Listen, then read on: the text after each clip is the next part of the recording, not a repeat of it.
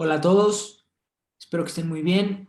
Vamos a comenzar con este laboratorio diferido que quise grabar para hacer unos cuantos ejemplos, dos ejemplos que considero que son importantes y que son algo complicados, así que más vale tener cuidado al hacerlos.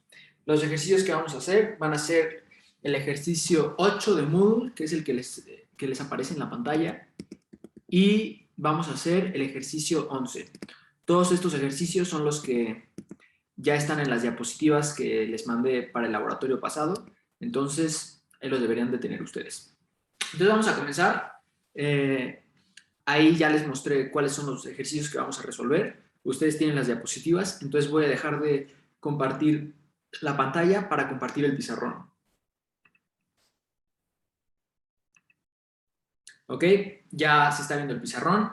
Voy a comenzar con el ejercicio entonces. Este ejercicio se llama de mínimo de subsistencia y nos dice que hay una economía de intercambio puro con horizonte infinito poblada por dos consumidores. Ambos tienen la misma dotación. Entonces vamos a escribirlo aquí.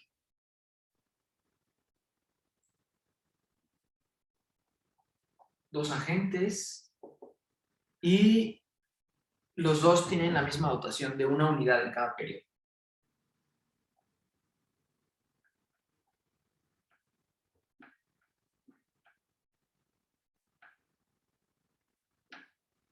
Ahí está. Ahora nos dicen que la diferencia entre estos dos consumidores son sus preferencias. El agente A tiene preferencias Cobb-Douglas estándar y el agente B es quien tiene la pequeña anomalía, que en este caso va a ser un mínimo de subsistencia. ¿Cómo se va a ver eso? Pues bueno, si llamamos su mayúscula su función de utilidad de toda la vida, estaría dada por el logaritmo natural del consumo del primer periodo menos una C barra fija, que sería el mínimo de subsistencia. Es decir, que cuando esta C barra sea positiva y que va a ser positiva, este individuo tiene que consumir más en el primer periodo para cubrir ese mínimo de subsistencia, imagínense, medicinas, y una vez que haya cubierto eso, ya puede empezar a consumir que le provea utilidad. Entonces, va a ser la única diferencia, lo demás va a ser igual, Cobb-Douglas, ¿no? Entonces,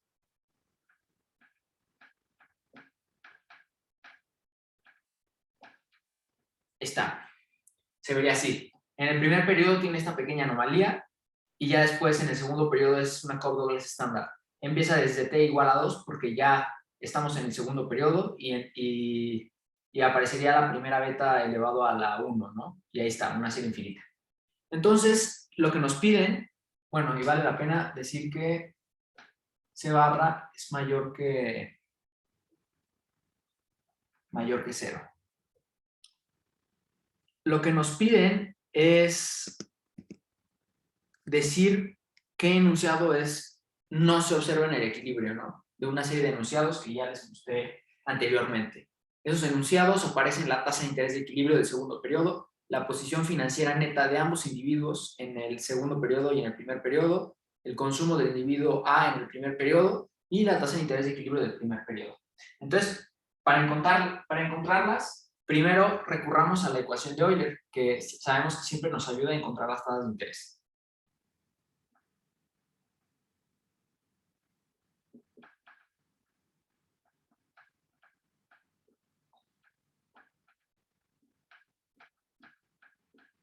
Esta es la ecuación de Euler estándar para algún individuo de los dos, por eso dice I, y para algún periodo T que es arbitrario. Entonces, si se fijan, para el individuo A, esta ecuación de Euler va a ser la que ya conocemos de siempre, porque sus preferencias son Cobb-Douglas, sin ningún problema, ¿no? Sin embargo, para la gente B sí va a haber una pequeña distorsión. En particular, en el primer periodo, si se fijan, si sustituimos esta T con un 1, nos quedaría esto para el individuo B.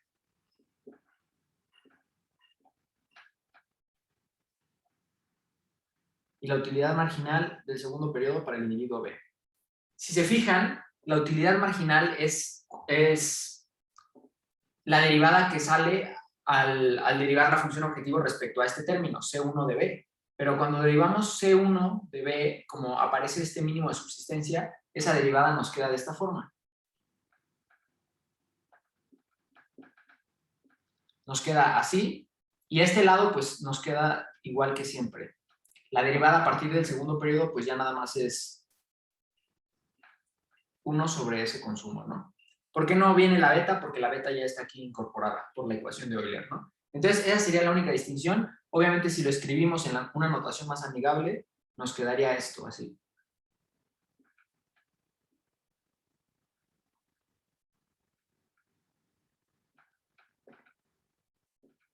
Esa sería la ecuación de Euler para el individuo que relaciona el consumo del primer periodo y el consumo del segundo periodo, para el individuo B.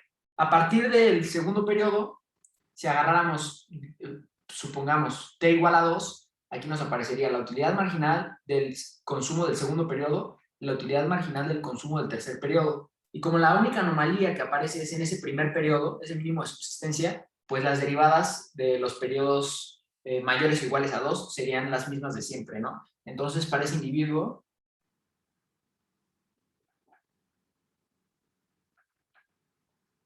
son 2. Las ecuaciones de Euler siguientes serían las normales de siempre.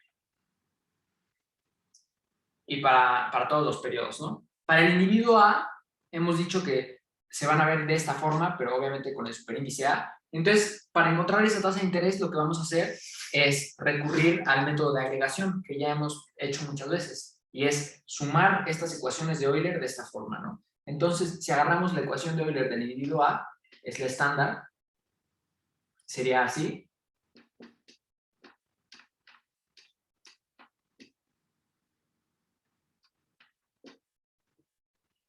Simplemente sustituimos t igual a 1 y la utilidad marginal, como es logarítmica, es 1 sobre C1, que pasa al lado derecho, y aquí aparecería la utilidad marginal del segundo periodo, y como es logarítmica, está 1 sobre C2, y pasaría al lado derecho, al lado izquierdo multiplicando, ¿no? Normal.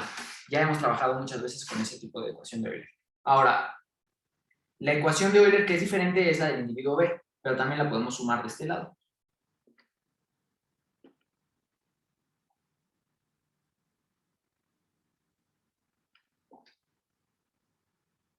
Si sumamos estas dos ecuaciones de Euler, de este lado obtendríamos el consumo agregado del segundo periodo,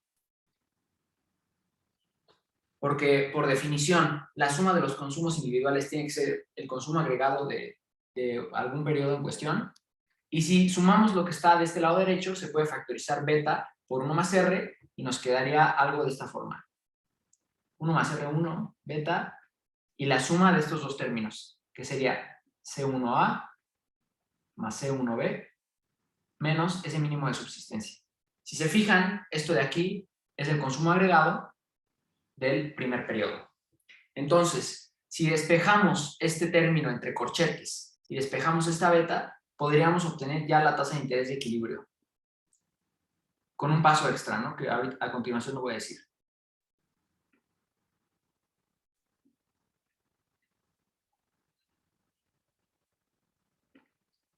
¿Cuál sería ese paso extra? Pues reconocer que en equilibrio el consumo agregado es igual a la dotación agregada de la economía, por supuesto.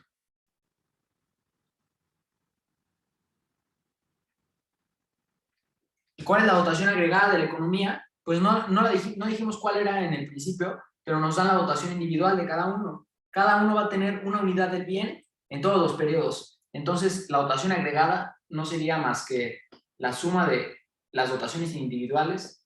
Entonces, para todo t, esa dotación agregada sería 1 más 1, o sea, 2. Y si se fijan, ya obtendríamos la tasa de interés equilibrio del primer periodo, que si me permiten la voy a escribir acá arriba, porque la vamos a estar utilizando a lo largo del problema.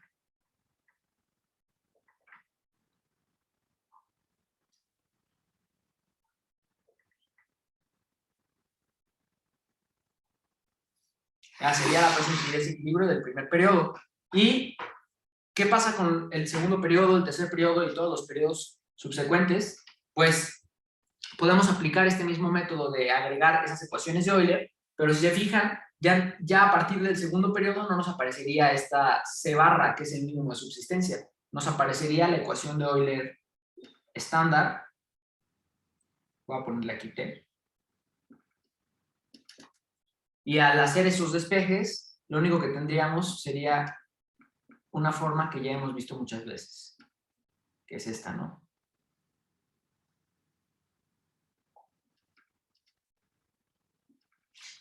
Que la tasa de interés de equilibrio no es más que el cociente entre la dotación agregada de la economía del siguiente periodo entre beta veces la dotación agregada del periodo en cuestión.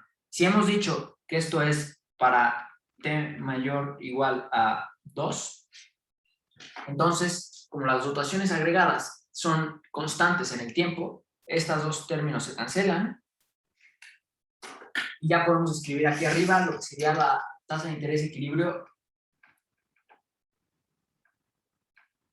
de los periodos mayores o iguales a 2. Sería 1 sobre beta. Entonces, ¿para qué hicimos todo esto? Bueno, lo que nos están pidiendo son las posiciones financieras netas y los consumos. Entonces, una vez que hemos encontrado cuáles son las tasas de interés de equilibrio, podemos recurrir a la función de demanda de la Cobb-Douglas para cualquier individuo y ya sabríamos cómo se vería. Lo único que tendríamos que hacer sería sustituir esas tasas de interés en el valor presente de las dotaciones o en la riqueza. Entonces, si me permiten, voy a borrar el pizarrón.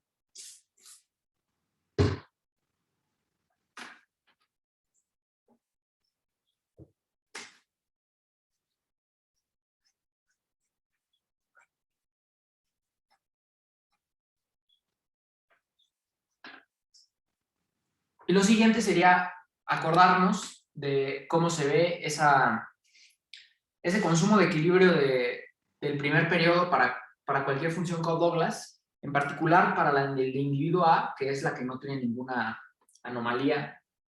Sabemos que se ve de esta forma. 1 menos beta por el valor presente de las dotaciones, que a este término también le llamamos riqueza, ¿no?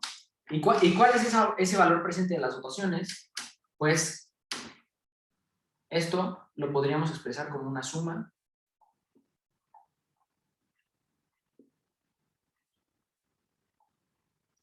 con la terminología de los precios que ya hemos usado anteriormente, o lo podríamos expresar de una forma expandida, que en este caso va a ser un poco más útil, que sería la dotación del primer periodo para el individuo A, claro. La dotación del segundo periodo para el individuo A sobre la tasa de interés del primer periodo, porque tenemos que traer estas dotaciones a valor presente y esa es la forma en la que lo hacemos, más la dotación del tercer periodo entre el producto de las primeras tasas de interés más la dotación del cuarto periodo. Esperen un momento.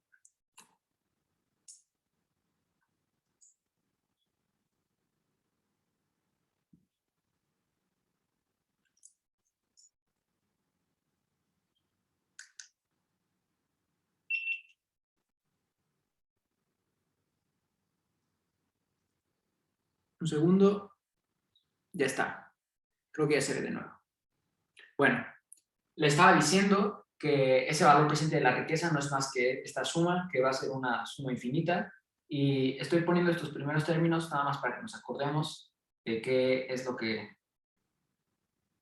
están, sobre lo que se están dividiendo esas dotaciones, ¿no? Y así, hasta el infinito. Lo único que tenemos que hacer entonces es sustituir estos productos de tasas de interés, los cuales ya conocemos, ¿no? Entonces lo voy a hacer aquí abajito. Sería 1 menos beta por la dotación del primer periodo, que es un 1, más la dotación del segundo periodo, que también es 1, entre la tasa de interés. Esa tasa de interés aparece ahí, pero como está en el denominador, pues tenemos que voltear los términos, ¿no? Entonces sería así. Por un 1, que es esa dotación de ese periodo, luego por 1, que es la dotación del tercer periodo, por el cociente que aparece de esta primera tasa de interés, que es la misma que está aquí.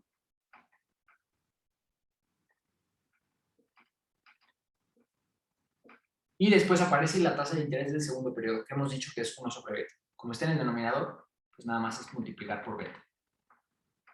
Y en este lado aparece otra vez estos dos primeros términos, que es lo que tenemos aquí, por beta, y la tasa de interés del tercer periodo vuelve a ser beta, ¿no? Entonces, ahorita escribí muchos términos, pero si ustedes ya saben cómo se ven estas tasas de interés, pues se pueden ahorrar todos estos pasos y pueden hacer directamente la factorización que voy a hacer a continuación, que es la siguiente.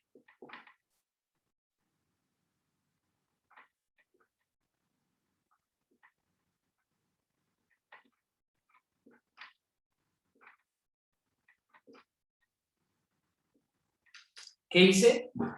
Lo único que hice fue, a partir de este segundo término, bueno, creo que se acaba de perder la señal una vez más. Espérenme un segundo. Creo que ya. Ahí está, ya se arregló. Bueno, como lo estaba diciendo, lo único que hice fue factorizar este término, beta 2 menos c barra entre 2, y aquí está asociado un 1 con ese término, aquí está asociado un beta, y aquí está asociado un beta cuadrada, y así sucesivamente. ¿Por qué hice eso? Pues porque ya conocemos el valor de este término entre paréntesis, que para el caso en el que beta está entre 0 y 1, que es siempre, por definición, esta suma sería igual a 1 sobre 1 menos beta, ¿no? Entonces, lo que vamos a hacer a continuación simplemente va a ser multiplicar este 1 menos beta en ambos términos, es decir, en este primer término y en este segundo término, y ya obtendríamos la expresión del empleo de equilibrio del individuo A en el primer periodo, que sería 1 menos beta, que está multiplicando este 1, después 1 menos beta por 1 sobre 1 menos beta, pues nada más nos queda un 1, que está multiplicando a su vez este término, ¿no? Esa ya sería una respuesta correcta. Sin embargo, nos piden una respuesta un poco más simplificada, ¿no? Esto se puede simplificar más. Simplemente esta beta sumándola o restándola a este término de aquí, ¿no? Entonces, para hacer eso, pues tenemos que multiplicar y dividir esta beta por 2 para que tengan el denominador común, ¿no? Entonces sería 1 menos... Mejor lo voy a escribir así. 1 más beta 2 menos c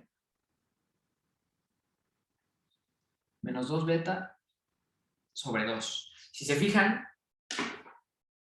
este primer término es este término de aquí, y este beta que tenía un signo negativo asociado, pues es este beta que viene aquí, ¿no? Que si separan la fracción, pues les quedaría menos beta, que es exactamente lo que está ahí, ¿no?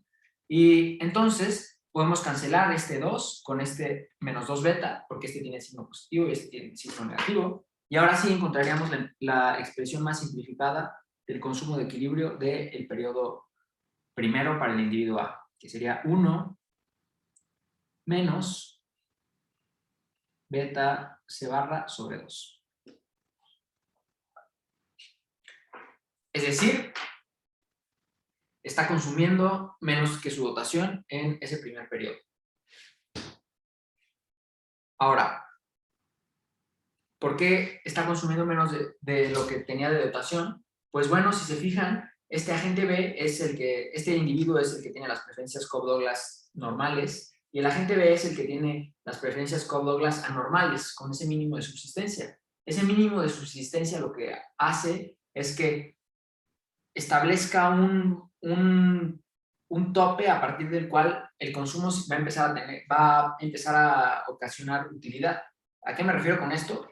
Que si consumes C barra en el primer periodo, tu utilidad sería logaritmo natural de 0, o sea, menos infinito. Entonces, tienes que consumir algo mayor a ese C barra, y eso es algo mayor a lo que consumirías en todos los periodos que no tienes ese mínimo de subsistencia. Y para hacer eso, dado que tu dotación es la misma siempre, pues tienes que recurrir al endeudamiento, ¿no? ¿Y cómo se endeuda este individuo? Pues pidiéndole prestado al agente A en ese primer periodo. ¿Y qué se piden prestado? ¿Cuál es el método de intercambio? Pues bienes, ¿no? Entonces, si el agente A está prestando, significa que está ahorrando, significa que está consumiendo menos de su dotación, y es lo que se ve reflejado aquí con este término negativo, ¿no? Que está consumiendo menos de su dotación porque está ahorrando esta parte y se le está prestando a este individuo que necesita consumir más en ese primer periodo y que evidentemente pues está endeudando. Entonces, una vez que encontramos lo que nos piden en esa pregunta es ver cuál de los siguientes incisos es el falso.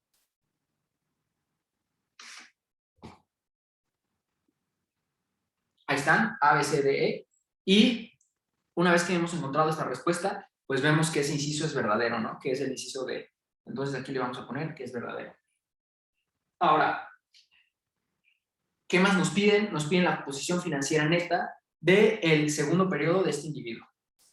¿Cómo encontramos esa posición financiera neta del segundo periodo? Pues recurriendo a la restricción de ese periodo en cuestión. Esa restricción nos dice que el consumo más esa posición financiera neta que escoja tiene que ser igual a la dotación más sus obligaciones financieras del periodo anterior de ese individuo, ¿no? Entonces, si me permiten, voy a borrar esto que está aquí arriba.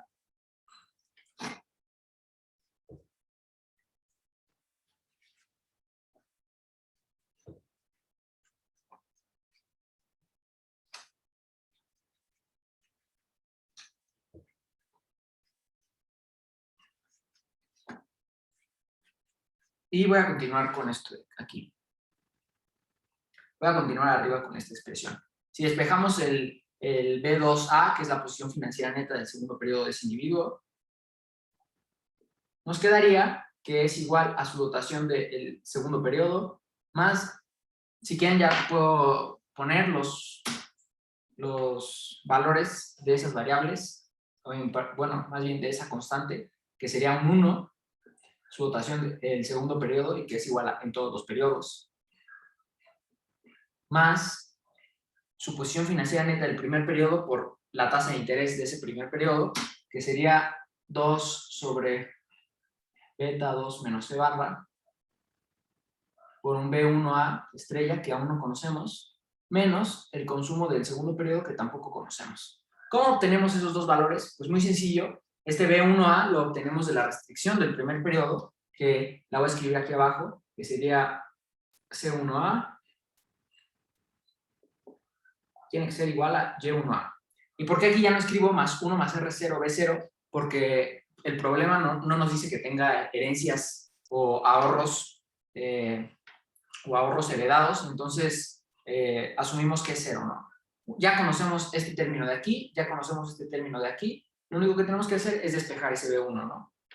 Entonces, ese B1 estrella para el individuo A sería su dotación del primer periodo, que es un 1, menos el consumo de ese primer periodo, que sería menos 1, menos eso de ahí, que sería más.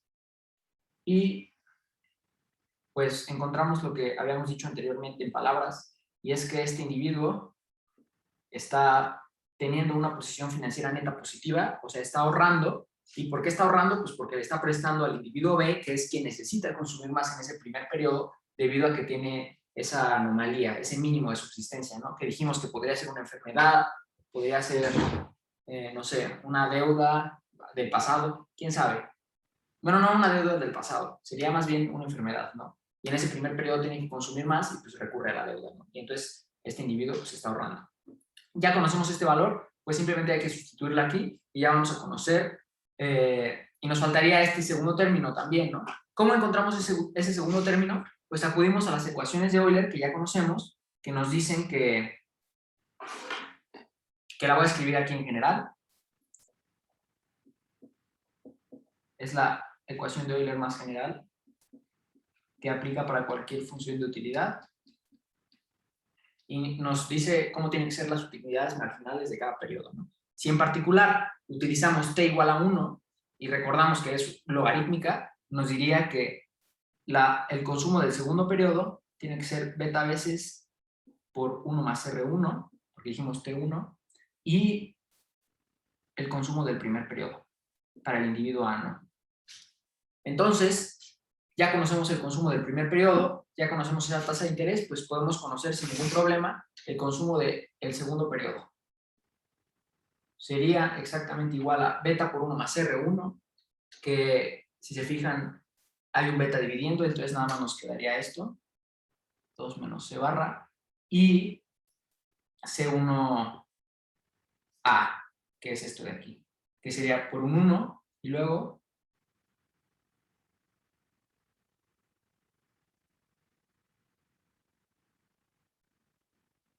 por ese segundo término, ¿no? Se cancelan estos dos y ya podemos obtener una expresión simplificada para ese consumo del segundo periodo.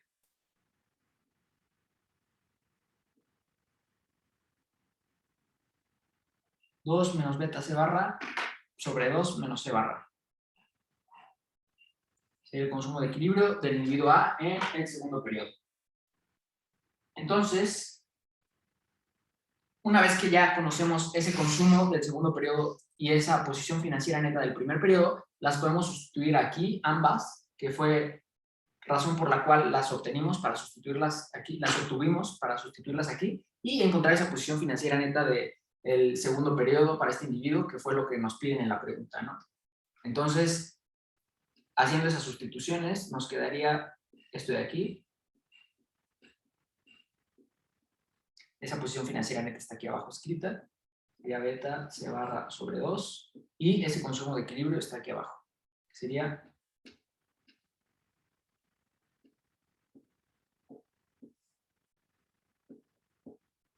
dos menos C barra.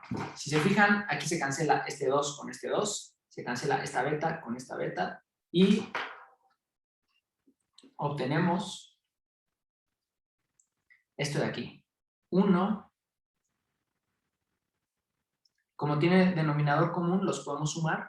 1 más C barra menos 2 menos beta C barra. O sea, más beta C barra.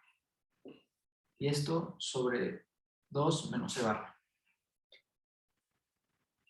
Si se fijan, este C barra menos 2 se parece mucho a lo que está aquí. Lo que podemos hacer es separarlo de esa suma y cambiarle el signo para que se cancele con este 1, ¿no? Entonces nos quedaría 1 menos 2 menos C barra, que es esto que está aquí, menos 2 y menos C, o sea, más C, entre 2 menos C barra, y ese tercer término que también está dividido sobre 2 menos C barra. Este es C barra. Esto es un 1, y aquí tenemos un 1, 1 menos 1 pues es 0, entonces ya esto se cancela y nos queda nada más ese segundo término, ¿no? Y ya obtendríamos esa posición financiera neta de equilibrio del segundo periodo para ese individuo. Beta C barra sobre 2 menos C barra.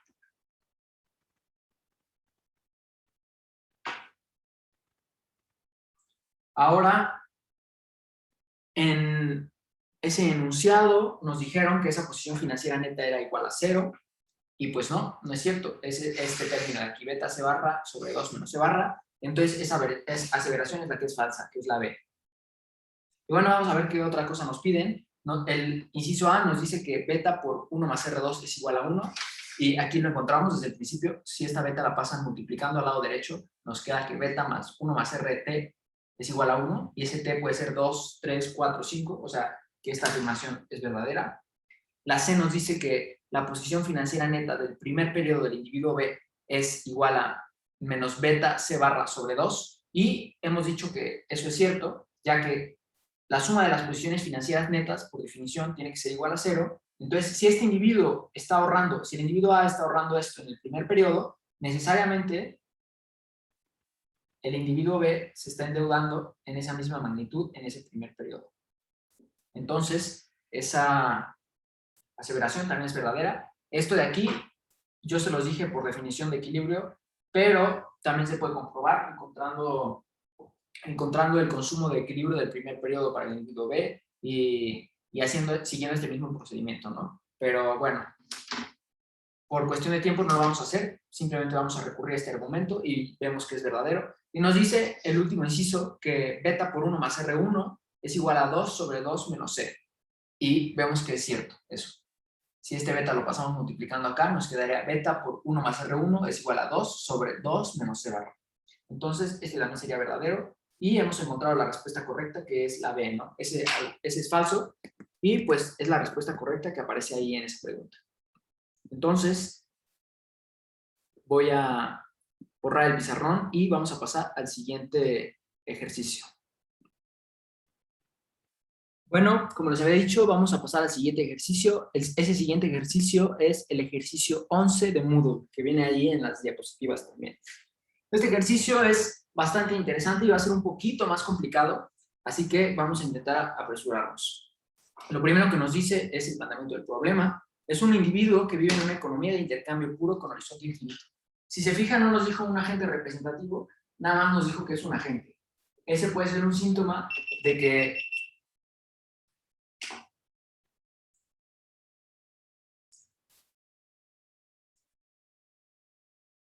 usted desconectó la cámara. Voy a arreglar esto.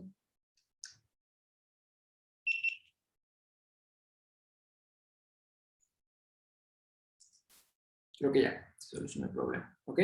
Bueno, lo que le estaba diciendo es que nos dice que hay un agente que vive en una economía de infinitos periodos, pero no nos dice que es un agente representativo.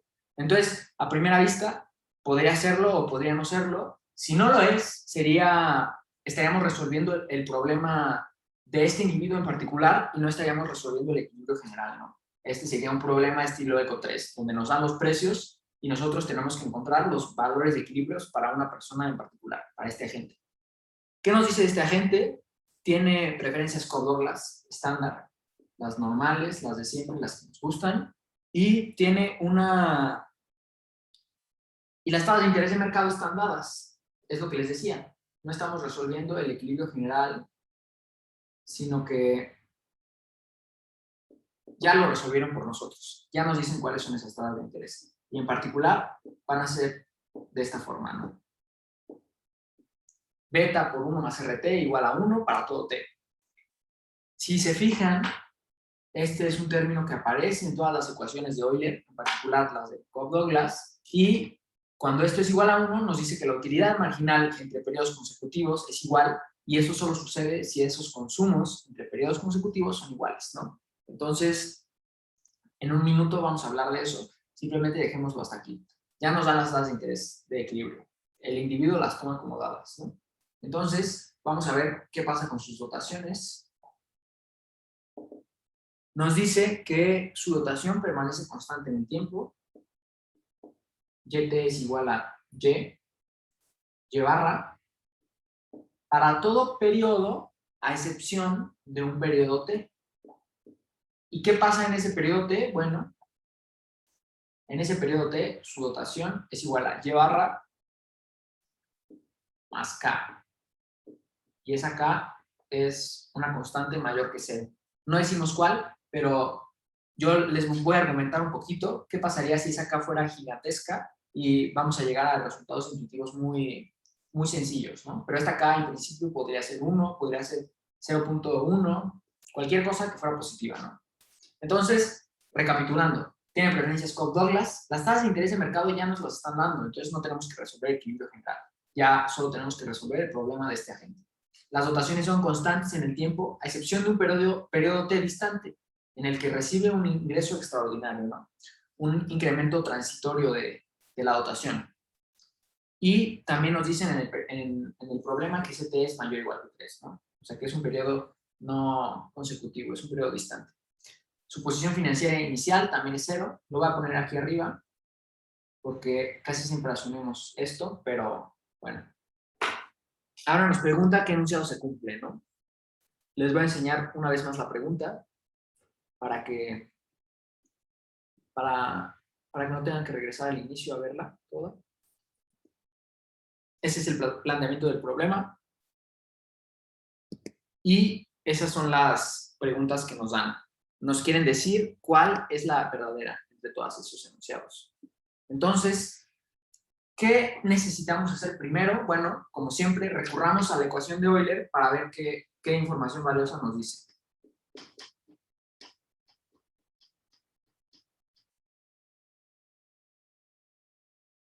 Si se fijan, esta es la ecuación de Euler estándar general. para cualquier tipo de preferencias, no en particular para las Cobb-Douglas, podría ser CES, podría ser otro tipo de preferencias, y en particular, pues tenemos el caso de Cobb-Douglas. Sin embargo, aquí no tenemos que sustituirlo para encontrar nada, porque ya sabemos que este valor es un 1. Es 1. Entonces, si eso es 1, lo que les decía es que las utilidades marginales tienen que ser igual. Las utilidades marginales de esta Cobb-Douglas, como son logarítmicas, no es más que 1 sobre Ct estrella y 1 sobre Ct más 1 estrella. Y eso es igual, sí, solo sí. Esas Ct estrellas son iguales entre sí, ¿no? Entonces, ¿qué nos dice esto? Pues que los consumos entre dos periodos tienen que ser iguales.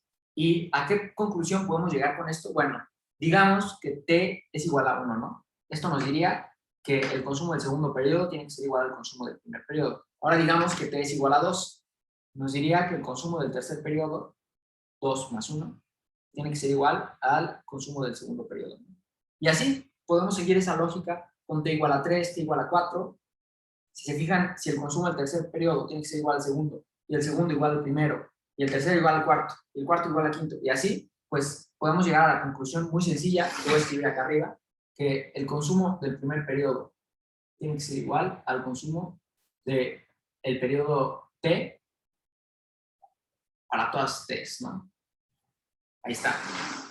Un resultado muy sencillo. Si ustedes ya han trabajado mucho con las ecuaciones de Euler y ya se las saben bien, cuando ven este dato, inmediatamente se dan cuenta de que esos consumos tienen que ser iguales en el tiempo, ¿no? Entonces voy a borrar esto un segundo y vamos a continuar con la resolución del problema.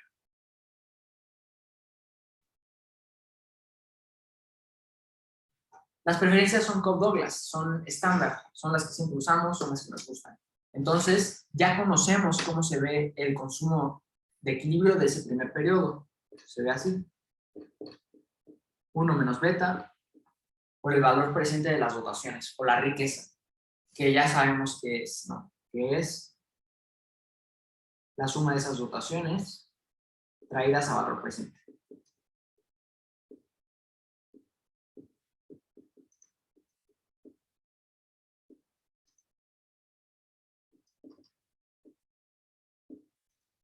Bueno, la dotación la conocemos de todos los periodos. Ese periodo T no sabemos de qué periodo es. Lo que podemos hacer es lo siguiente. Escribir esto así. Y escribir y barra más beta y barra más beta cuadrada y barra. Así sucesivamente, porque estas tasas de interés son iguales a 1 sobre beta, y como están dividiendo, pues nada más es beta, y conforme van aumentando, pues se van aumentando las betas, ¿no? Se sigue esta lógica hasta el periodo T, en donde tendría beta T menos 1, porque tendría ese producto de tasas de interés dividiéndolo, y esa dotación ya sería Y barra más K. Y después continúes con esa lógica, pero con las Y barras normales, ¿no? Si se fijan, aquí hay una pequeña anomalía, porque no anomalía, pero algo extraño. No siempre nos encontramos con un término K que nos desarmonice toda esa serie que podemos factorizar siempre, ¿no? Pero no va a ser ningún problema. Lo único que vamos a tener que hacer es distribuir este beta elevado a la t menos 1 con este primer término y con este segundo, ¿no? Entonces, voy a continuar aquí. Sería 1 menos beta por, si factorizamos y barra de todos los términos de esa serie infinita, nos quedaría y barra por 1 más beta cuadrada, así sucesivamente. Y dijimos que este lo queríamos distribuir, lo distribuimos con esta K, nos quedaría al final también un beta elevado a la t menos 1 por K, y ese ya sería nuestro consumo de equilibrio del primer periodo. Obviamente, esto de aquí ya sabemos que es igual a 1 sobre 1 menos beta. Entonces, al multiplicar 1 menos beta por esos dos términos, tendríamos que el consumo de equilibrio del primer periodo para el individuo A sería 1 menos beta por y barra por 1 sobre 1 menos beta, o sea, y barra nada más 1 menos beta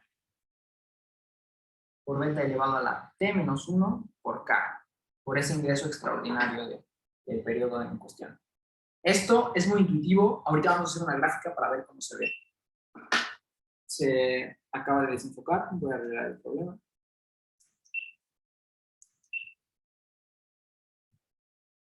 Ya está. Entonces, si me permiten este consumo de equilibrio, lo voy a escribir aquí arriba, porque necesitamos tenerlo presente.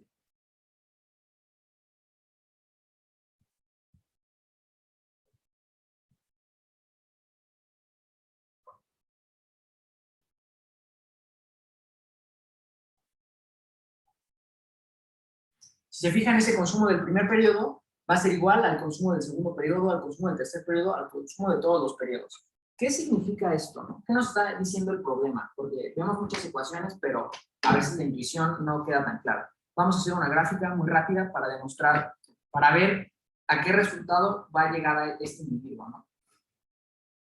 Sin hacer el álgebra, que vamos a hacer, pero todavía no.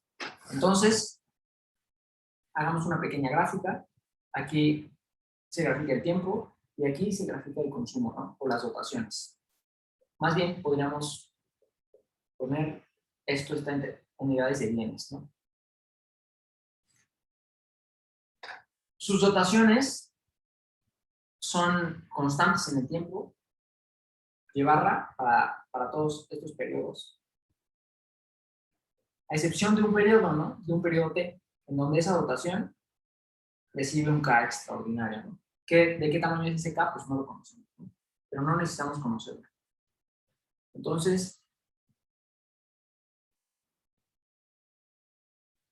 así se vería más o menos la trayectoria de sus dotaciones, ¿no?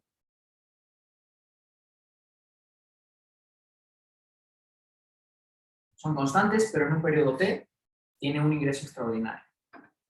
¿Para qué hicimos este dibujo? Bueno, analicemos un poquito. ¿Sería razonable pensar que este individuo consumiría su dotación en todos los periodos? Es decir, viviría en la autarquía. Podría hacerlo, sin ningún problema. En el primer periodo podría consumir su dotación, segundo periodo consumir su dotación, así. En el periodo T consumir una dotación muy grande y en los demás periodos consumir una dotación igual a la que había consumido antes, ¿no? Pero no es consistente esto con nuestro supuesto de que al individuo le gusta suavizar el consumo. Tampoco es congruente con el supuesto que dijimos de que vino de las ecuaciones de Euler, que nos dijo que el consumo tenía que ser constante en el tiempo, ¿no? Y entonces vamos a preguntarnos, ¿sería razonable que ese consumo estuviera por aquí abajo? Pues no, se queda descartado de inmediatamente, ¿no? Porque estaría desperdiciando recursos en todos los periodos. Ahora, ¿sería razonable que ese consumo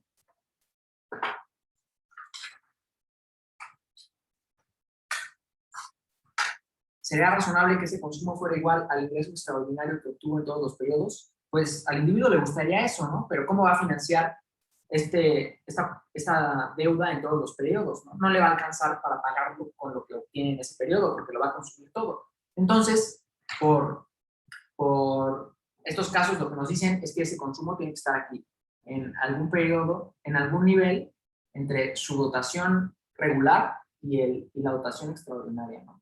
Que sería llevar a más caro. Si esta ecuación de Euler lo que nos dice es que ese consumo se tiene que mantener constante en el tiempo, entonces, evidentemente, en estos primeros periodos, lo que tiene que hacer es contratar una deuda, porque con esa dotación no le alcanza a consumir este nivel. Tiene que endeudarse, ¿no? Y en el segundo periodo, a lo que se va a enfrentar el individuo, pues es a la deuda que tenía el periodo anterior, pero además tiene que contratar una nueva deuda para financiar ese consumo extra, ¿no? Entonces, así va a suceder en estos primeros periodos. El individuo va a tener que contratar una deuda para pagar la deuda anterior y para consumir ese extra en cada periodo, ¿no? Y así sucesivamente. Entonces, podemos argumentar, sin todavía haber hecho ninguna ecuación, que esos beta t's van a ir aumentando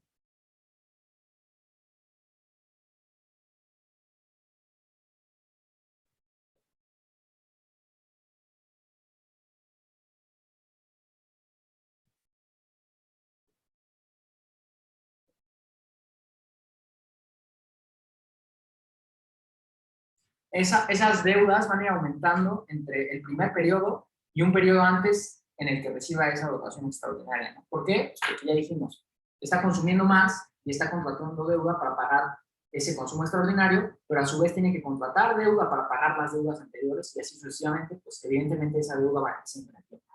¿Qué va a hacer una vez que haya llegado a este periodo T? Pues bueno, va a pagar todas sus deudas con ese ingreso extraordinario y le va a sobrar algo. ¿Y por qué sabemos que le va a sobrar algo? Porque si no le sobrara, en los demás periodos tendría que consumir su dotación. Y hemos dicho que no va a hacer eso, que va a consumir lo mismo en todos los periodos, ¿no? Entonces va a calcular bien el nivel de deuda y de consumo en estos periodos para que en este periodo T ese ingreso extraordinario le permita pagar esas deudas que tenía anteriormente y obviamente financiar el consumo extra de ese periodo y además ahorrar una proporción. ¿Qué proporción va a ahorrar? No la conocemos todavía. Lo que sí sabemos es que en los periodos siguientes lo que va a consumir va a ser los intereses de ese ahorro, ¿no? ¿Por qué? Porque si consumiera el principal y todos los intereses en el siguiente periodo, pues en los demás periodos también se tendría que consumir su dotación, ¿no? Entonces lo que va a ser muy sencillo. En este periodo le va a sobrar algo, un ahorro, y en los siguientes periodos lo que va a hacer es consumir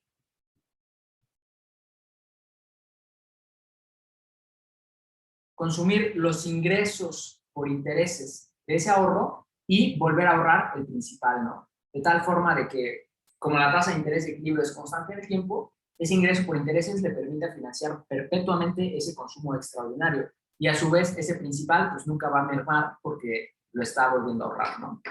Entonces, esto pareció un poco raro. Vamos a hacerlo en ecuaciones para ver que efectivamente está sucediendo esto, ¿no?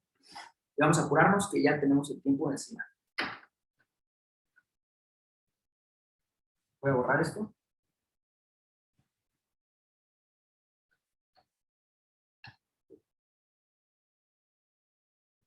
Ok. ¿Cómo encontramos esa posición financiera neta? Bueno, pues de una forma muy sencilla, recurrimos a la dotación de el primer periodo, a la restricción presupuestaria del primer periodo, que será así, ¿no?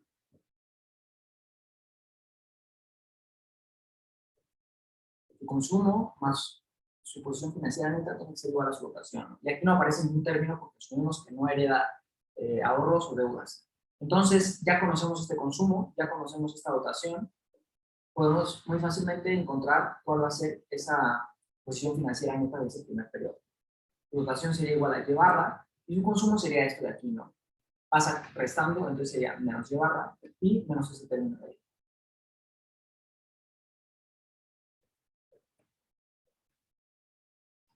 Entonces escribamos aquí, esa posición financiera neta del primer periodo sería igual a Y barra menos beta.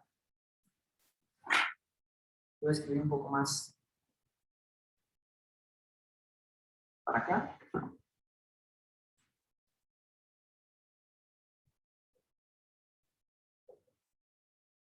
Sería igual a, perdón, estas Y barras se cancelan, como pueden observar aquí, y su posición financiera neta será simplemente este término.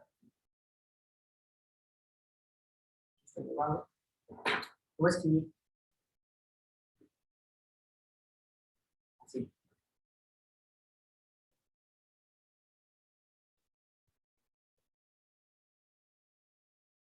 Con un signo negativo.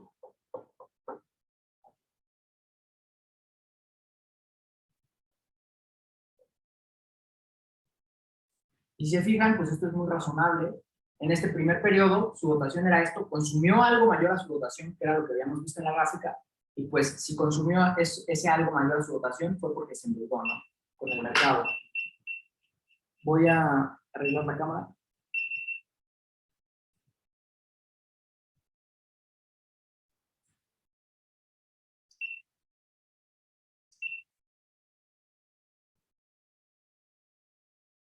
Vamos a apurarnos.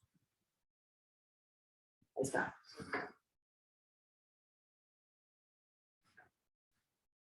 Lo que les comentaba es que pues ya encontramos esa posición financiera neta del primer periodo. Veamos cuál es la del segundo periodo.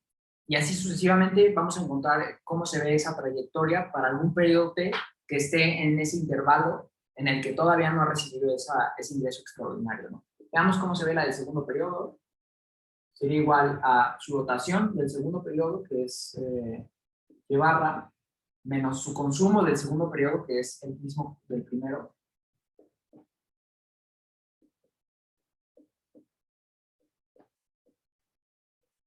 menos, bueno, más los intereses, el principal y los intereses multiplicados por su posición financiera neta del periodo anterior, que sería menos, porque era una deuda, y 1 más R por beta 1, ¿no?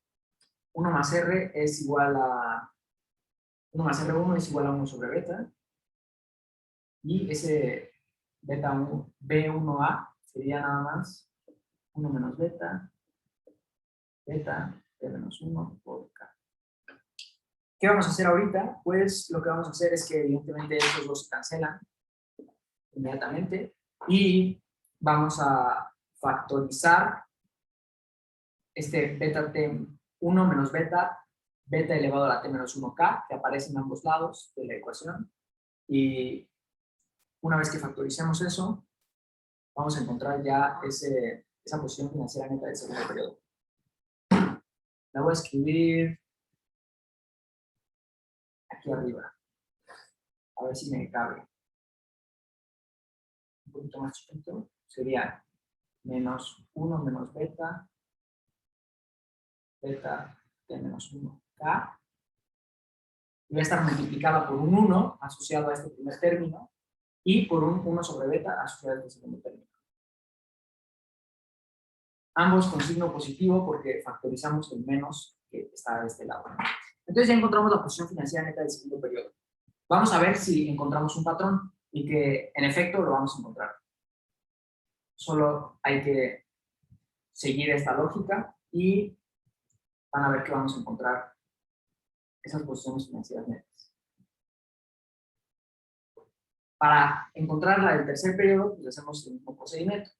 Sabemos que es igual a su dotación de ese periodo, que es la misma en todos los periodos, Y barra, menos el consumo de ese periodo, que es eso de ahí, que es constante en el tiempo,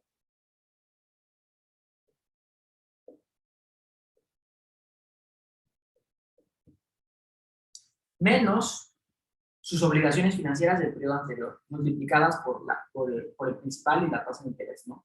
Que sería menos 1 más R2, que sabemos que 1 más RT para todo T es constante, o sea, igual a 1 sobre beta, y estas obligaciones financieras, ¿no? Que sería 1 menos beta, beta T menos 1K, y voy a poner esta corchete así, con puntitos. ¿Qué vamos a hacer a continuación? Pues vamos a seguir el mismo procedimiento. Vamos a factorizar, estos dos se cancelan, y vamos a factorizar esto que aparece aquí. Y por consecuencia, pues vamos a tener que factorizar también esto que aparece aquí. Entonces, nos quedaría que esa posición financiera neta del tercer periodo sería igual a menos 1 sobre beta, beta T menos 1K, por 1, que es el término asociado a este término, a este primer término, y más, porque factorizamos en menos, el corchete que aparece aquí multiplicado por 1 sobre b. Y ese corchete era esto. ¿Esto que es igual? Bueno, es igual a 1 menos beta por beta elevado a la t menos 1, k, y ese corchete sería igual a 1 más 1 sobre beta más 1 sobre beta cuadrado. Y se fijan, pues hemos encontrado un patrón muy sencillo.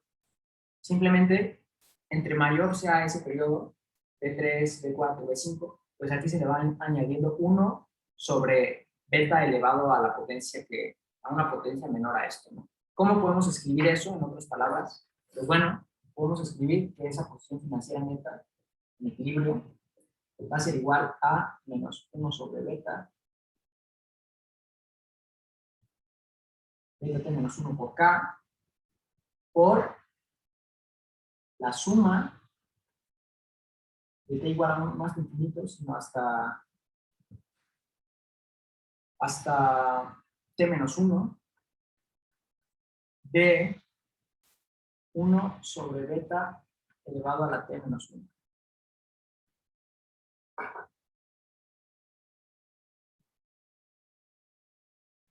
Y esta posición financiera neta es válida para todo t menor que ese periodo extraordinario. Entonces, esperen un segundo. ¿Cuál era el argumento para encontrar esa posición financiera neta para cualquier periodo t entre el primer periodo y uno antes de ese periodo extraordinario? Pues bueno, si se fijan aquí, está sumando un beta elevado a un término menor que este subíndice de aquí. Entonces, por eso es esta suma. T igual a 1 sería beta elevado a la 1 menos 1, o sea, a la 0, o sea, 1, que es el primer 1. Para t igual a 2 sería 2 menos 1, o sea, beta elevado a la 1, que sería este segundo, y así sucesivamente. ¿Hasta dónde llegan, hasta dónde se ven así estas posiciones financieras netas? Pues un periodo antes de este periodo t, en particular el periodo t menos 1, ¿no? Entonces, esta suma, ¿hasta dónde va a llegar? Pues hasta el periodo t menos 1. Y bueno, una vez que hemos encontrado estas posiciones financieras netas previas al ingreso extraordinario del individuo, podemos contestar ya la pregunta, la primera parte de la pregunta, que nos dice cómo se van a ver esas posiciones financieras netas de t igual a 1 a t menos 1, ¿no? Entonces vamos a escribirlo aquí. Que ya lo habíamos argumentado anteriormente, y es que de t igual a 1 hasta t igual a t menos 1, o sea, un periodo antes de ese periodo extraordinario, otra vez se desenfocó, esperen un segundo.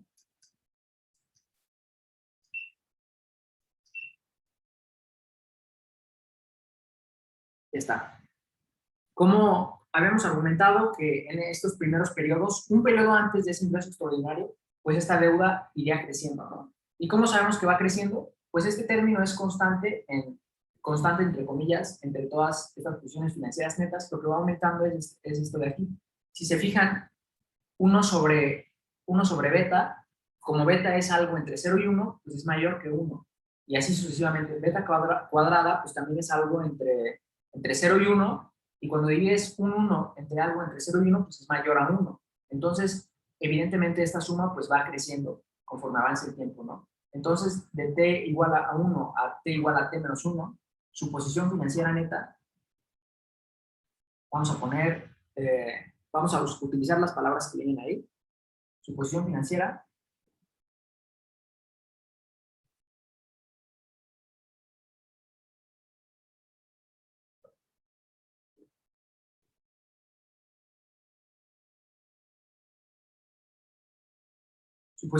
neta va aumentando, es decir, se va endeudando más. Y es el argumento que hicimos con la gráfica.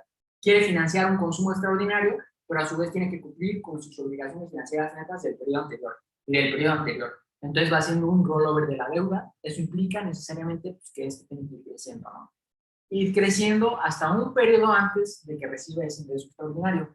¿Qué va a pasar cuando recibe ese ingreso extraordinario? Pues va a pasar algo muy diferente, porque su dotación ya no va a ser la misma. Va a tener un término K, que es ese ingreso extraordinario, ¿no? Entonces vamos a empezar a calcular cuál sería esa posición financiera neta en el periodo del ingreso extraordinario. Espérenme un segundo. He tenido unos cuantos problemas técnicos, disculpen, pero vamos a continuar. Espero que ya sin interrupciones. Lo que le estaba diciendo es que entonces ya hemos contestado esa primera parte de la pregunta, que nos dice qué le pasa a esa posición financiera neta. Pues hemos dicho que va aumentando, ¿no? Pero no aumentando positivamente, sino negativamente. En todos estos lados aparece este término negativo.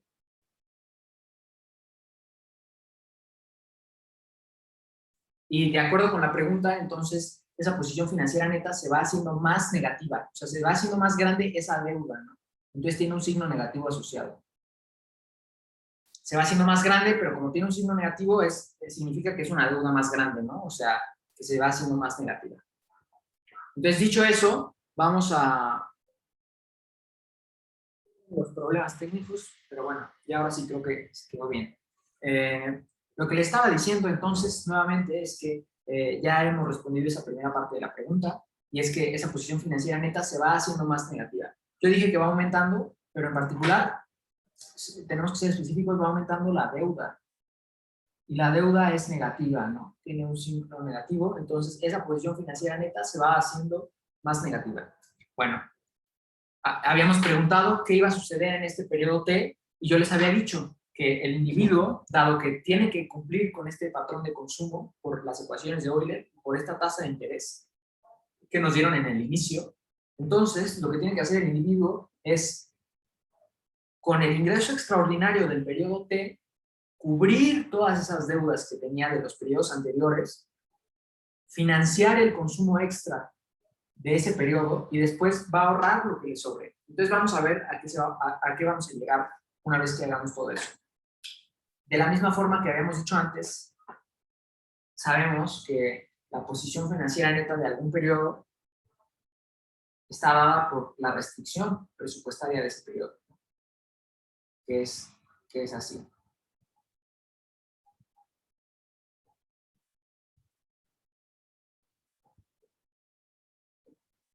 Es decir, su consumo más esa posición financiera neta tiene que ser igual a su dotación y a las obligaciones financieras que tiene del periodo anterior. Es decir, a pagar el principal y los intereses de la deuda que tiene del periodo anterior o a recibir el principal y los intereses de ese ahorro que tenga del periodo anterior. Sabemos que este T-1 es negativo por este argumento que dijimos aquí. Entonces, evidentemente, pues, sus obligaciones financieras netas del periodo anterior van a ser pagar esa deuda, ¿no? El principal y los intereses de esa deuda. Entonces, esta posición financiera neta de ese periodo extraordinario T sería igual a su dotación de ese periodo, que ahora es diferente porque ahora está recibiendo ese ingreso extraordinario, tendría esta acá. Y voy a ver si puedo usar otro plumón porque me di cuenta de que este ya se ve muy clarito. Voy a ver si se ve con el verde. No, creo que tampoco se ve, creo que ni siquiera pinta. Entonces, yo creo que lo que voy a hacer es pintar con el rojo. Espero que no sea, que no ocasione ningún inconveniente, pero bueno, se va a ver un poquito más fuerte. Entonces dijimos que esa posición financiera neta tiene que ser igual a su dotación. En este caso ya no solo era llevarla, sino que tenía ese ingreso extraordinario K.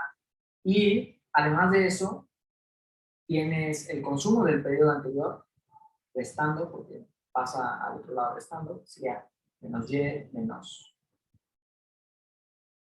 1 menos beta, beta t menos 1 k, y luego más el principal y los intereses de sus obligaciones financieras del periodo anterior. Es decir, más el principal y los intereses de esa deuda que fue creciendo durante todos los periodos, ¿no? Lo voy a poner aquí abajito, tiene un signo negativo asociado a este, por 1 más la tasa de interés, que sabemos que es 1 sobre beta, aquí, y pues ya toda esa posición financiera, que es 1 menos beta, beta t menos 1, por k, y por esa suma.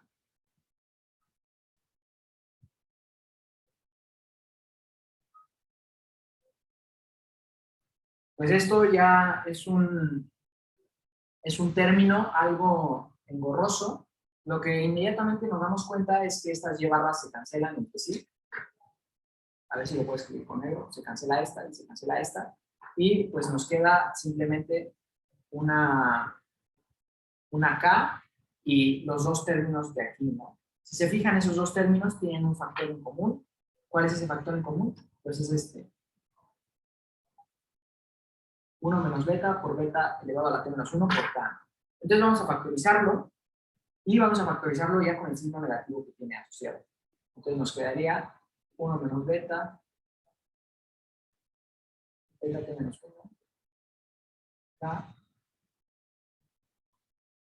multiplicado por un 1, que estaría asociado a este primer término, y por el resto de términos de esta segunda expresión, ¿no? Que sería este de aquí, 1 sobre beta, y esta suma de aquí. Entonces sería más 1 sobre beta, y esa suma de ahí. Lo voy a poner así, para que no nos ocupe tanto espacio. Entonces, ¿qué podemos hacer? Pues en principio, lo que podemos hacer es, se acaba de desenfocar, esperen un segundito, voy a arreglar esto. Entonces, ¿qué podemos hacer a continuación? Pues, si se fijan, aquí también puedo factorizar esta K, que aparece en ambos términos, y después puedo expandir esta suma, que es una suma geométrica, y que ya sabemos cómo se ve. Hemos dicho que para esas sumas, que voy a escribir aquí, de t igual a 1 hasta t para alguna K, se ven de esta forma.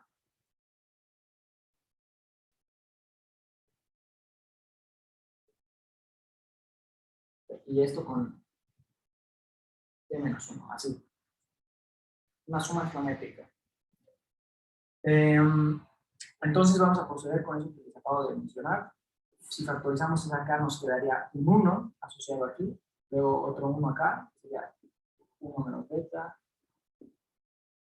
por beta elevado a la t menos 1, y después esto que está aquí entre paréntesis, entre corchetes, que sería un 1 más 1 sobre beta, y el resultado de esa suma geométrica, ¿no?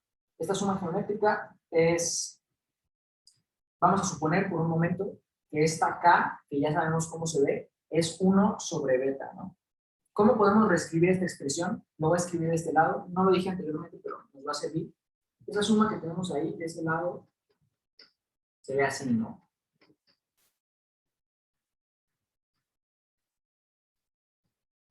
Pero es exactamente igual a esta otra suma, que por propiedades de los exponentes, ¿no?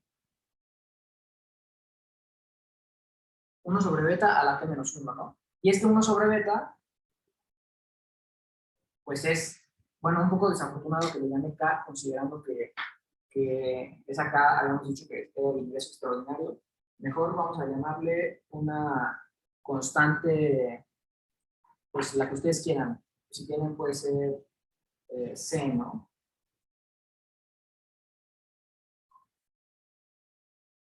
Ahí está. Cuando sumamos esos términos nos queda por fórmula, por cálculo 3, por la suma geométrica sabemos que se ve así. Entonces, por propiedades de los exponentes, este t menos 1 lo podemos subir, o sea, lo podemos como que sacar, y ese 1 menos beta lo podemos llamar c. Entonces ya sabemos a qué se va a ver esa suma, se va a ver a esto, ¿no? Simplemente reconociendo que esa c, entre comillas, que así le llamamos, sería 1 sobre beta, ¿no? Entonces vamos a escribirlo aquí. Sería 1 sobre beta multiplicado por esa suma, que dijimos que sería 1 menos c, y c es 1 sobre beta, y eso está elevado a la t, ¿no? Pero aquí la suma llegaba hasta t, aquí llega hasta t menos 1, ¿no? Entonces esto tiene que estar elevado a t menos 1, y todo eso dividido sobre 1 menos c, ¿no? Y c es 1 sobre beta. Entonces, pues, esta ya es una expresión algo complicada, pero lo único que tenemos que hacer es trabajar un poquito, factorizar algunas cuantas cosas, y solito vamos a llegar a la respuesta que habíamos comentado anteriormente. Entonces voy a borrar esta explicación de aquí. La suma geométrica se las voy a dejar ahí, no se hace mucho ruido. Bueno, mejor la voy a borrar. Y voy a continuar de este lado izquierdo.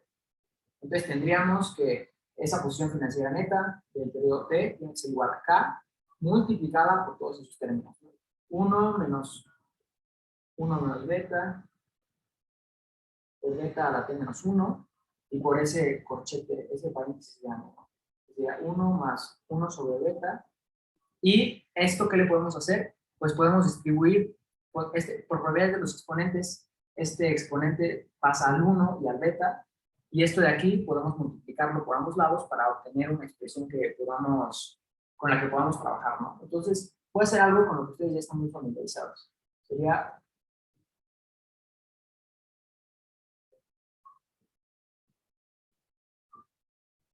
este primer término, es este término que aparece aquí. Simplemente ese beta t menos 1 lo multipliqué del lado izquierdo para poder sumar ambos términos. Y del lado del denominador obtendríamos esto. Beta menos 1 sobre beta no. Y pues ya. Es un término grande. Vamos a trabajar este término solito, y una vez que hayamos trabajado con eso solito, pues ya lo insertamos aquí y continuamos con la expresión, ¿no? Para no tener que escribir todo esto nuevamente. Entonces, este término de aquí sería 1 sobre beta por ley del sándwich o simplemente por leyes de fracciones, esto pasa para arriba, sería beta por beta t menos 1 menos 1. Y esto de aquí se queda abajo, ¿no? Beta t menos 1 por beta menos 1. Y si se fijan, pues se cancelan este beta y este beta, ¿no? En principio. Y además está sumando un 1, ¿no? Entonces, ¿qué podemos hacer ahí? Pues lo que podemos hacer es simplemente multiplicar ese denominador por sí mismo y dividirlo sobre sí mismo para poder sumar ese 1, ¿no? Entonces, ahora toda esta expresión sería esto que se puede escribir a continuación. El 1 sería beta t menos 1 por beta menos 1. Todo va a estar dividido sobre eso. Si se fijan, este es un 1. Y después le estamos sumando este término que está del lado derecho, que sería beta t menos 1 menos 1. ¿Qué podemos hacer ahora? Pues podemos multiplicar este beta t menos 1 por estos dos términos y se va a cancelar algo por ahí. Entonces, vamos a hacerlo a continuación. Voy a arreglar un poco esto. Lo que le estaba diciendo era que vamos a multiplicar este término por estos dos que aparecen aquí y ya vamos a poder simplificar algunas cosas. Mucho relajo. Voy a escribirlo aquí, ahora sí ya la expresión completa que estábamos buscando, que era esa de que bt estrella en x es igual a k por todo ese corchete grandote, que sería 1 menos beta por beta a la t menos 1, y luego por este entre paréntesis grandote, que aquí ya he hecho el 1, por este entre paréntesis grandote que era esto que habíamos obtenido aquí, que dijimos que íbamos a distribuir ese pedazo de fracción. Entonces nos quedaría beta t menos 1 por beta, o sea, beta a la t, y luego menos beta elevado a la t menos 1 por 1, menos, y luego más beta elevado a la t menos 1 menos 1. Y eso está dividido sobre beta t menos 1 y beta menos 1. Si se fijan, sucedió lo que estábamos esperando. Voy a cerrar esta fracción. Sucedió lo que estábamos esperando, se cancela este beta t menos 1 negativo con este positivo, y si se fijan, todo esto que está entre paréntesis está siendo multiplicado por beta t menos 1, ¿no? Y aquí también aparece en el denominador. Entonces se cancelan estos dos y ya podemos empezar a ver una expresión más sencilla, más simple. Sería simplemente la k por 1 menos 1 sobre beta multiplicado por beta t menos 1 y esto dividido sobre beta menos 1. Así. Esa sería, en principio, la expresión que estamos encontrando. Si se fijan, este 1 menos beta y este beta menos 1 se parecen mucho. Lo que puedo hacer simplemente es cambiarle el signo a este denominador, y obviamente sale con un signo negativo. Negativo y negativo es positivo. Entonces nos quedaría 1 menos beta aquí, y pues esos dos términos se cancelan, ¿no? Se cancela este y se cancela este, y ya nada más estaría sumando lo que sigue. Sería k por 1 más beta elevado a la t menos 1. Y si se fijan, se cancelan también estos dos unos, y ahora sí ya encontramos la posición financiera neta de ese periodo, después de tanta talacha, tanto álgebra, ¿no? La voy a escribir aquí abajo. Esa posición financiera neta va a ser bt estrella igual a beta elevado a la t por k. Así de simple.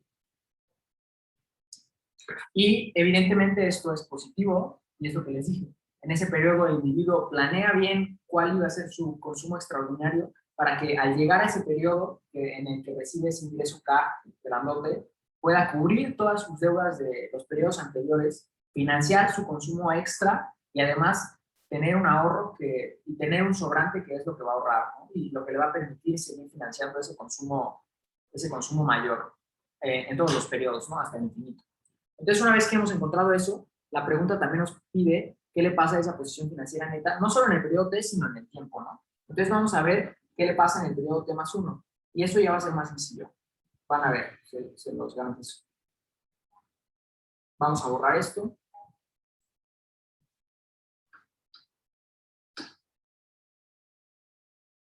Vamos a continuar aquí. Esta sería su posición financiera neta del siguiente periodo de T, ¿no? En donde recibió ese ingreso extraordinario. Se acaba de desenfocar, voy a arreglarlo.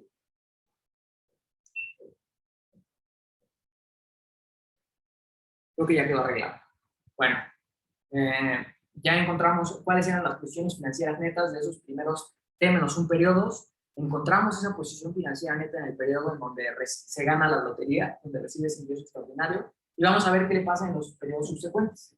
Entonces, recurriendo a esta misma definición, esa posición financiera neta sería igual a su dotación de ese periodo, que vuelve a ser la Y barra de siempre, menos el consumo de ese periodo, que es el mismo en todos los periodos, sería menos Y barra, menos 1 menos beta, beta a la T menos 1, por K, y después sus obligaciones financieras netas del periodo anterior, que ahora son positivas. Está recibiendo el principal y los intereses, que son 1 sobre beta, de ese ahorro, que sería beta T por K.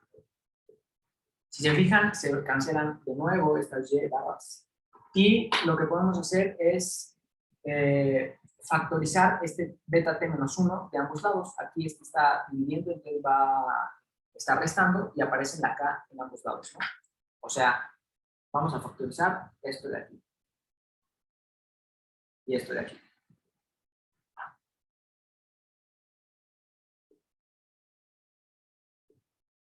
Una vez que hagamos eso, vamos a tener, por un lado, un 1 asociado a esto, que sería, eso sería lo que factorizamos, y en este lado tenemos un 1, y en este lado tenemos menos 1 menos beta. Y esto nada más es una resta, este 1 se cancela con este 1, está negativo, y este negativo se vuelve positivo, y se suma a este exponente, ¿no? Entonces tendríamos que su posición financiera neta del periodo siguiente sería simplemente b t menos 1 más 1, o sea, beta elevado a la t por k. Y se fijan, esa expresión es idéntica a la del periodo en el que se ganó esa lotería, ¿no? Ganó su ingreso extraordinario. Si lo hiciéramos para beta t más 2, sabemos que se va a cumplir, perdón, bt más 2, sabemos que se va a cumplir eso. ¿Por qué razón?